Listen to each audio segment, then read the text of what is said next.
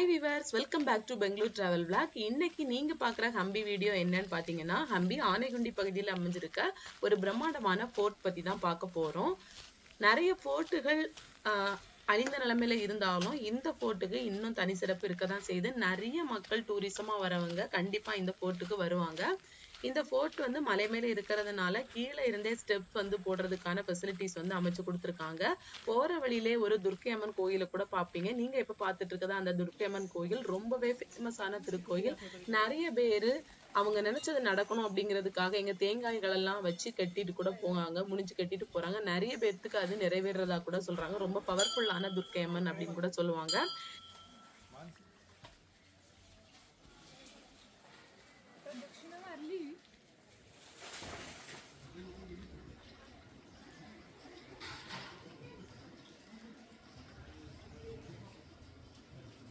இந்த கோயிலை தொடர்ந்து இன்னும் நிறைய ஸ்டெப்ஸ் வந்து போட்டிருப்பாங்க. அதாவது ரியலா அந்த ஓல்டன் டேஸ்லயே எழுப்பப்பட்டிருக்க ஸ்டெப்ஸ் தான் இருக்கும் இனி வரக்கூடிய ஸ்டெப்ஸ் எல்லாமே. அந்த மாதிரி ஸ்டெப்ஸ் எல்லாம் கடந்து போகும்போது போற வழியிலேயே நிறைய ஆசிரமம் மாதிரி இருக்கக்கூடிய கோயில்கள் வந்து எழுப்பப்பட்டிருக்க, இப்போதைக்கு எழுப்பப்பட்டிருக்க கோயில்கள் மாதிரி இருக்கக்கூடிய இடங்களும் இருக்கும். அப்புறம் பாத்தீங்கன்னா ஒரு ஸ்டெப் டேங்க் வரும். அடுத்ததா தொடர்ந்து வரக்கூடியதுதான் ஒரு முக்கியமான பிளேஸ். நம்ம சேனல்ல நீங்க வந்து சுக்ரீவரோட கேவ் வந்து பார்த்திருப்பீங்க. அவர் வாழ்ந்த இடம், அவர் வந்து கொஞ்ச நாள் இருந்த இடம் அப்படிங்கிற மாதிரி பார்த்திருப்பீங்க. நீங்க இப்ப பார்த்துட்டு இருக்கிறது பாத்தீங்கன்னா வாலி வந்து அவர் வாழ்ந்த இடமா வந்து சொல்லப்படுற இடம். ரொம்பவே இருட்டா இருக்கும். அந்த இடத்துக்கு உள்ள போறதுக்கு நிறைய பேர் டார்ச் லைட் அடிச்சுதான் அப்படி உள்ள போகிற மாதிரி இருக்கும். ரொம்ப நீண்ட தூரமா இருக்கும். நீங்க பார்த்த அந்த சுக்ரீவர் கேவ் வந்து கொஞ்சம் நேரத்திலேயே நம்ம வெளியே வர மாதிரி இருக்கும், கடந்து வர மாதிரி இருக்கும். இங்க வந்து ரொம்ப நேரம் போற மாதிரி இருக்கும். மற்றபடி ஒரு த்ரில்லிங்கான அனுபவமா கூட இருக்கும். ஆங்காங்கே நிறைய சின்ன சின்ன சிலைகளை கூட ஸ்பாட் பண்ணுவீங்க. அதனால கொஞ்சம் குரூப்பா போறது வந்து ரொம்பவே அவசியம். குரூப்பா போற மாதிரி தான் இருக்கும். ஏன்னா அந்த பிளேஸுக்கு நிறைய மக்கள் வர்றதுனால குரூப்பா போற மாதிரி தான் இருக்கும். இங்க ஆசிரமம் அப்படிங்கிறது இருக்கிறதுனால நிறைய அந்த சித்தர் மாதிரி இருக்க காவி உடை அணிஞ்ச நிறைய பேர்த்த வந்து பார்க்கலாம். இங்க ஒரு ஸ்பெஷலான விஷயம் அப்படின்னு பாத்தீங்கன்னா, லஞ்ச் டைம்ல இந்த இடத்துக்கு போனீங்கன்னா லஞ்ச் வந்து அன்னதானம் வந்து கொடுக்குறாங்க. இது வந்து பாராட்டக்குரிய விஷயம். நிறைய அந்த கட்டைகள், அந்த விறகுகள் எல்லாமே அமைக்கிறதுக்கான தனியான இடங்கள் கூட இங்க ஸ்பாட் பண்ணுவீங்க போற வழியிலேயே. நான் முதல்ல சொன்னேன்ல, இப்போதைக்கு நீங்க பார்த்துட்டு இருக்க இந்த இடங்கள் எல்லாமே இப்போதைக்கு அமைக்கப்பட்ட இடங்கள் தான். ஆனா இந்த போர்ட்ல நிறைய இடங்கள் 14ஆம் நூற்றாண்டிலே கட்டப்பட்ட இடங்கள் கூட இருக்குது. தொடர்ந்து முன்னேக்கி போற நேரத்துல அந்த போர்ட்டோட சுவர்களை நல்லா பார்க்கலாம். நீங்க இப்ப பார்த்துட்டு இருக்கிறதுதான் டெம்பிள், அந்த டெம்பிள் டேங்க்னு சொல்லப்படுற பகுதி. மலைக்கு மேல இருக்கக்கூடிய ஒரு டேங்க் ரொம்பவே நல்லா அமைச்சிருப்பாங்க. ஆக்சுவலா இந்த இடத்த பாக்குறதுக்கு உங்களுக்கு எப்படி ஒரு ஃபீல் இருக்குது? நார்மலா கிரவுண்ட் லெவல்ல இருக்கக்கூடிய இடத்துல காட்டு பகுதியில போற மாதிரி ஒரு ஃபீல் நம்மளுக்கு ஏற்படும். ஆனா இது எல்லாமே மலைக்கு மேல இருக்கக்கூடிய பகுதி தான். நம்ம ஸ்டார்டிங்ல நீங்க பாத்திருப்பீங்க, ஸ்டெப்ல ஏறி வர மாதிரி தான் இருக்கும். அதை தொடர்ந்து நம்ம மேல் நோக்கி போகிற நேரத்துலதான் பாறை முகடுகள்லாம் பாக்குற நேரத்துல ஒரு ஃபீல் இருக்கும்.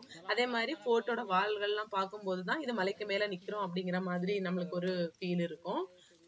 இந்த பகுதி, இந்த பகுதியில அமைஞ்சிருக்க அந்த போர்ட் பாத்தீங்கன்னா 14ஆம் நூற்றாண்டுல மெடிவேல் விஜயநகர எம்பையர் அவங்களோட அந்த ஆட்சியின் கீழ் இருந்த கப்பிலி தேவா அப்படிங்கிற மன்னரால கட்டப்பட்ட கோட்டை சுவர் அப்படின்னு வந்து சொல்லுவாங்க.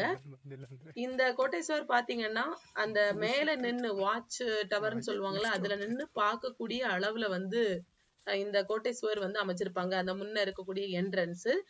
இந்த கோட்டை சுவர் எங்க போய் முடியுது அப்படிங்கறதுலாம் நம்மளுக்கு தெரியல. அது வந்து ஒரு என்ட்ரன்ஸ் பகுதியை தான் நாம இப்ப இங்க வந்து இந்த வழியில போற நேரத்துல நம்ம பார்க்க முடியும். நான் இதை சொல்ல மறந்துட்டேன். போற வழியில சின்ன சின்ன மண்டபங்கள்ல சமாதிகள் இருக்கிற மாதிரி இருக்க இடங்களை வந்து ஸ்பாட் பண்ணுவீங்க. கரெக்டா அதுக்கெல்லாம் நேம் வந்து கொடுக்கல, என்னென்னது இங்க இருக்குது அப்படிங்கிற மாதிரி கொடுக்கல. குறிப்பிட்டு சொல்ல போனா அந்த ஹிஸ்டாரிக்கல் ரிலேட்டடான விஷயங்களுக்கு எந்த ஒரு நேமும் கொடுத்து ஸ்பெசிஃபை எதுவுமே பண்ணல அப்படின்னு தான் சொல்லணும். ஒருவேளை அது மறைஞ்சிருக்கலாம், இல்லைன்னா தெரியாம கூட போயிருக்கலாம். அவ்வளவு அளவுக்கு ஆர்கியாலஜிக்கல் டிபார்ட்மெண்ட் வந்து கண்டுபிடிக்காம கூட போயிருக்கலாம். இது வந்து இனிஷியல் கேபிட்டல் அப்படிங்கிறதுனால நிறைய பேத்துக்கு தெரியாத இடமா கூட இருக்குது. சில தெரிஞ்ச டூரிசம் மக்கள் மட்டும் வந்து இந்த இடத்துக்கு பார்க்கறாங்க. ஆனா இந்த பகுதிக்கு பக்கத்துல இருக்கக்கூடிய மக்கள் வந்து தொடர்ச்சியா இந்த பகுதிகளுக்கு வந்து விசிட் பண்றாங்க. எதுக்கு அப்படின்னா நம்ம முதல்ல பார்த்த துர்க்கை அம்மன் கோயிலோட அந்த அற்புதத்தினாலதான் நிறைய மக்கள் இந்த பகுதிக்கு வராங்க.